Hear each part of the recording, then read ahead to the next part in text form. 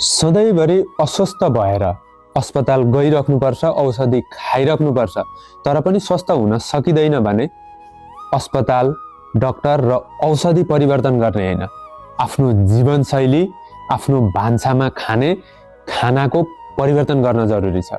आफ्नो जीवनशैली र भान्सामा ध्यान दिने कोसिस गर।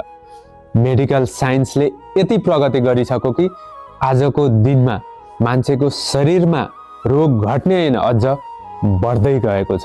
आफ्नो जीवन, आफ्नो शरीरलाई स्वस्थ राख्ने र आफूलाई बचाइराख्ने जिम्मा आफै लिने बानी गर, किनकि जीवनमा खुसी भएर बाँच्नको लागि सबैभन्दा पहिला आफ्नो शरीर स्वस्थ हुन आवश्यक हुन्छ।